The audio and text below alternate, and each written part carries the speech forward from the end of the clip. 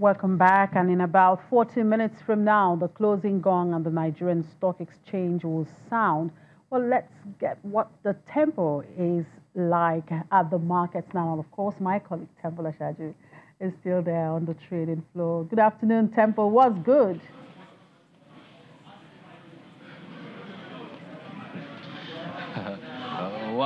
Investments are going on, buying and selling. Like your play on words, you want to get the tempo, and tempo will make it available to you. Let's get into the numbers.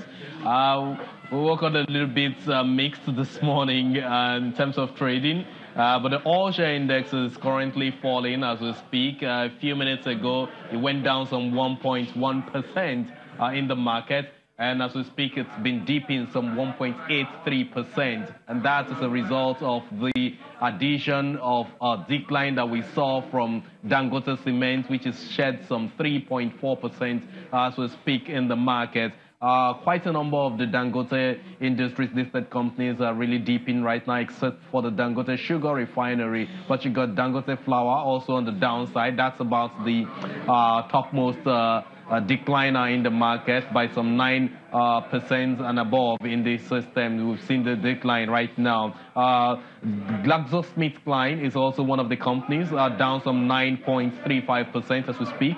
And we know that there's been heavy profit taking on this particular counter. In terms of the few gainers that we have Air Service doing some 10%, as well as regular insurance, which is also up some 10% in its share price right now. Generally, activity level is weak. We have some kind of decline in the volume of transactions by some 43%. In terms of the value, it's down some 75% compared to this time yesterday when we saw some good movement in the market. Honeywell Flour is about the most traded company in the market right now. Some 10 million units of its shares have been traded, and that represents more than 20% of the entire transactions that we've seen in the market. In terms of the earnings that came in a few hours ago when the market opened, I recall we talked about Flour Mill in the morning, that Flour Mill was going to be holding sort of a conference call with analysts today over its earnings. That seems to have taken place because we now have a bit of details on the earnings of Flour Mills. The EBITDA is not so good. It looks down by some 31%. The EPS, which is the earnings per share, is also down by some 78%, given the earnings, which is the Q2, second quarter and half year 2019. That's what the earnings of Flour Mills that we're having right now actually says. We see performance being impacted by the kind of lower revenue and, of course, gross margin that declined. There was also some 25% operating expenses for Flour Mill Nigeria PLC. And, of course, other income were really bearish for that company. And that's what we see. Cost of sale generally was at 237 billion naira, compared to just 262 billion naira for the base year, and that represents some kind of decline of 9.6%. We also know that Forte Oil came in a while ago. Forte Oil on its own part is really impressive. You got a very impressive top line, 94 billion naira compared to 68 billion naira for this time last year, but that's the Q3 unaudited earnings of the company. That's some kind of 39% appreciation in the top line for the company. Of course, the bottom line too is very impressive, 244% increase in the bottom line, and that translates to some 2.34 billion naira for Forte Oil PLC. And that's what we're seeing in the system. O&O, which released its earnings yesterday, has a good interest of companies right now, of a lot of traders and, of course, investors as we speak. It's down by more than, it's up rather by some more than 5% in the market as we speak. Chimeze has also, of course, released its results yesterday, but what we saw was a cut on the shares of Seplat yesterday. How is that stock performing at the moment?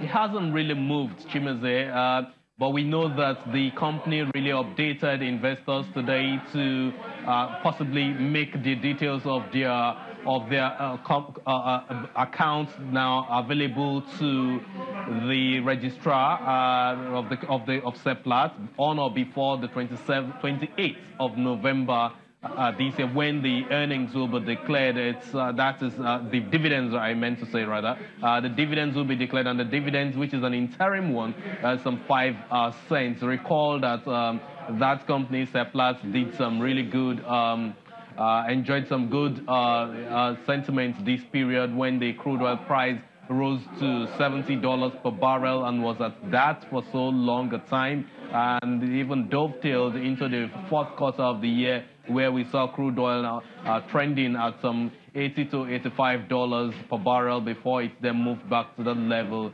We're really hoping that things will change on Seplat. Perhaps before the market ends, we should be able to get some key interest, because the 5 cents declared is something that investors will really want to get hold of, so to speak, in the market. Ditto for O&O PLC, which is currently seeing some kind of interest. In fact, O&O is one of the companies that is really low in its share price, and we see investors, foreign, and of course a few of the domestic investors participating in the market, quickly taking advantage of that, so that you can get some kind of capital appreciation before the end of the fourth quarter, when again we will be seeing the books of a lot of these companies, some of them being window dressed, and you will then be able to next year get some appreciable dividends for your investments, given the capital appreciation that you also would have probably experienced or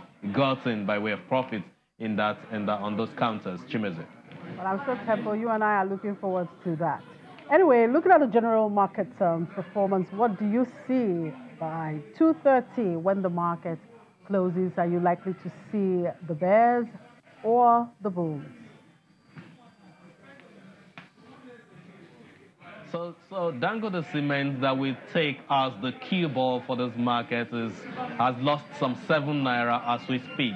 Until that 7 naira is regained, or more than that is even regained in the market, I think the market is likely to close in red today. Yesterday, it ended fairly in red. We saw that Dangote Cement was able to cushion the losses yesterday. Otherwise, it would have been more. But don't forget, we already have the presence of a lot of the offshore investors around us.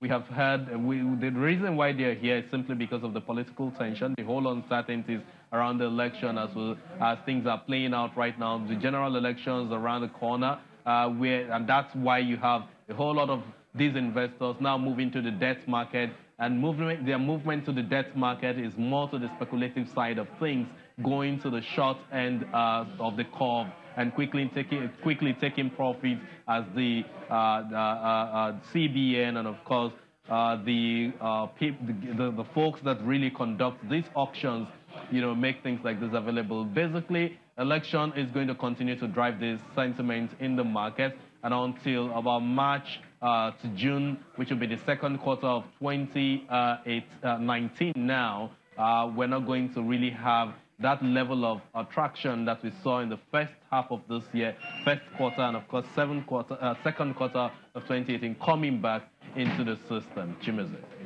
Thank you, Temple. We can only hope for the best.